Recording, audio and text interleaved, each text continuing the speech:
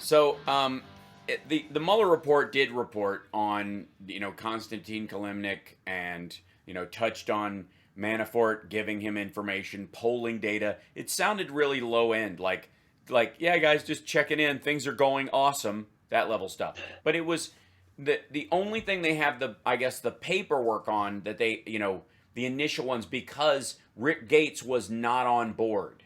Okay, you have to understand Rick Gates was for a long time. He was a cooperating witness for a very long time in the Mueller investigation. So the reason we know about the polling data stuff is because Rick Gates told on Paul Manafort.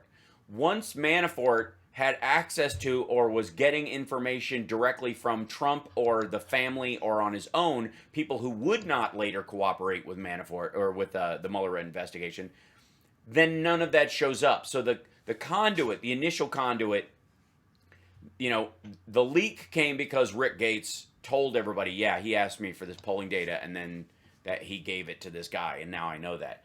But Rick Gates didn't know about the other stuff he passed along, so it didn't end up in the Mueller report. Effectively, that's where we are. The other person, and the name that we hear a bunch, is this guy Oleg Deripaska. He was one of the guys who was sending messages like, will this make me whole? And and trying to that this known and unknown debts that Manafort had with Russians, both in the government and outside the government, and that scared him apparently. Deripaska, former client of Manafort's, whom the campaign chairman had been eager to impress with his position on the campaign, hours after the August 2nd meeting, a plane belonging to Deripaska landed in New Jersey. His team denies any link to the meeting. So, and I guess we all believe that, right? We're all cool with Paul Manafort meets with Trump, gets polling data and internal campaign information, including like voters they're going to target in the Midwest, strategy documents from the RNC. But it wasn't like here's a small folder, walk this across. This was a folder with a zip drive or with a thumb drive attached to it. And I mean, there's a lot of stuff. And that stuff goes right to Konstantin Kilimnik, but not before, I guess, Oleg Deripaska lands in New Jersey, pops into town that evening, and is is within driving distance of this meeting that Kilimnik has there. And that was reported on at the time. Let's see. Where is it? Yeah. So this particular thing, there was this gathering. The articles at the time came out and said, okay, like Vice News put out this article, Paul Manafort, a mysterious Russian jet and a secret meeting. This is March 30th, 2018. A private jet linked to a Russian oligarch flew into the U.S. at the key time in the 2016 election. All this is Zoltan. This was all reported contemporaneously at the time, or at least fairly close to it. Thank you, Catherine. And thanks for the new subscribers, by the way. I appreciate that, guys. Yeah. We knew about a lot of this stuff, and a lot of us were, it felt like we were like pulling our hair out at the time, and we're going, there's 3 different sources reporting on this stuff. There's got to be a there. And then the Mueller report summary comes out from Bill Barr, and it's thank you, new patron. And the Mueller report comes out, and Bill Barr writes this summary and basically goes, there's no there. There was no evidence of collusion. Well, we now know, of course, that there was not just evidence of collusion, there was active collusion going on. Manafort, who is working for a billionaire for free, who has connections to a Russian sock puppet who was running Ukraine into the ground on purpose during the time when they entered Crimea and started to take the country back over again. That guy works for Trump for free. He gets internal campaign data, not just polls, but where they're targeting, what they think their limitations are, where they need help, essentially.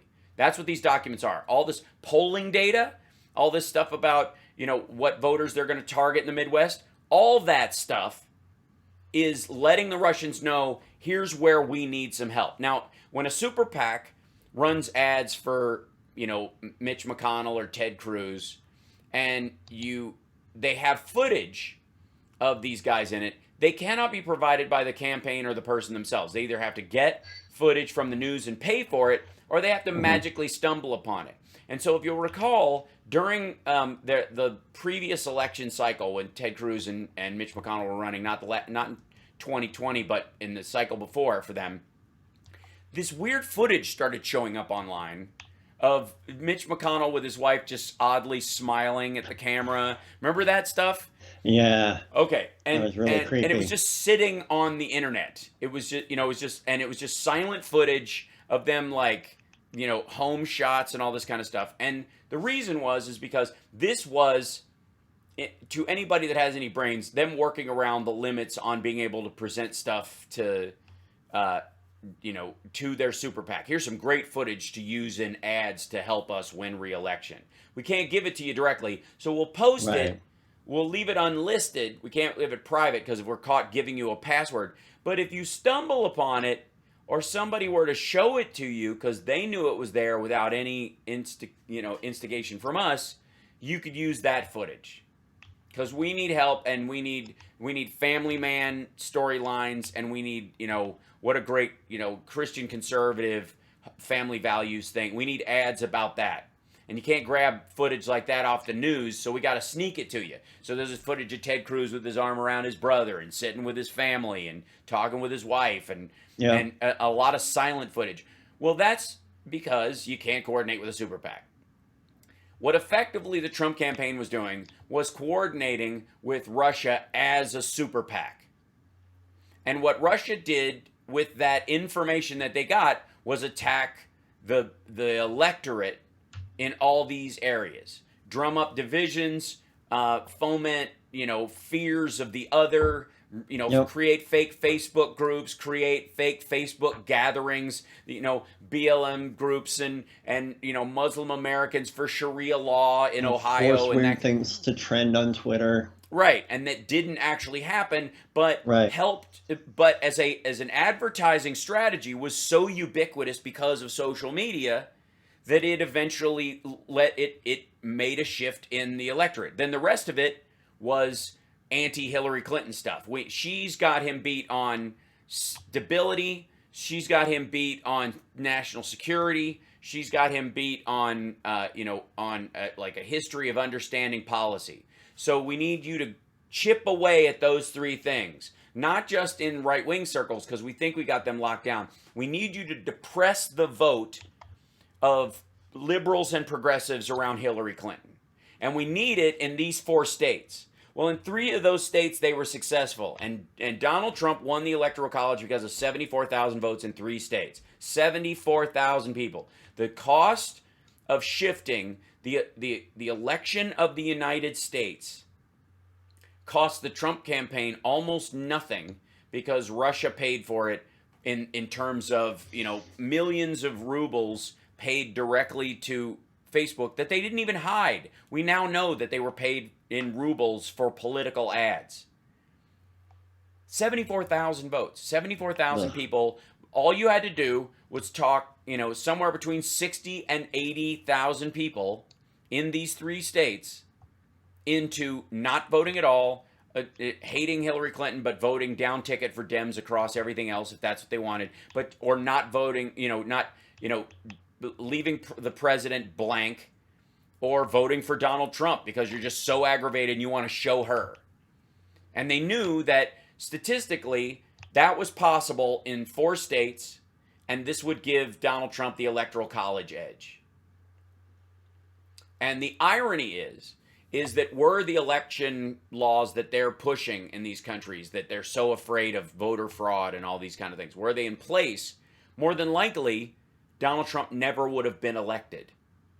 Because even in their attempts to go, there's voter fraud and illegals are voting and dead people are voting and underage people are voting, the reality is Right. when you throw your net into the water, you catch what's there, not what you want. And the problem that they've been finding in a lot of these places, including, the Mike Lindells of the world, is that Mike And Lindell all has these it. names are like, I'd forgotten about so many of these names. Oh, but Frank is going to launch Monday. His social media network. It was supposed to launch Thursday, but it crapped the bed. So it's going to launch Monday at noon. He promises this time, and I Okay. can't wait for my account to go live on Frank.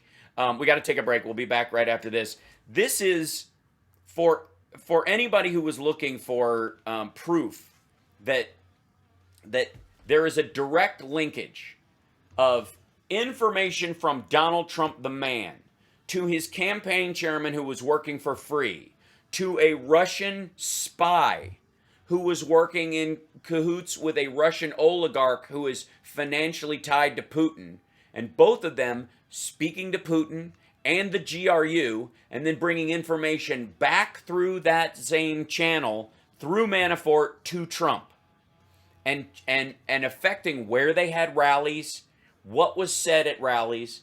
It fomented the Q movement. It was absolutely boosted by Russian interference, and the Mm. GRU and Apartment 29 and Cozy Bear and all these, the hacker groups were absolutely buoying up Ron and Jim Watkins and their seizure of the Q account from 4chan and turning it into their own, uh, public manipulation campaign. We'll be back right after this. It's the House Parks Radio program, Mega Worldwide.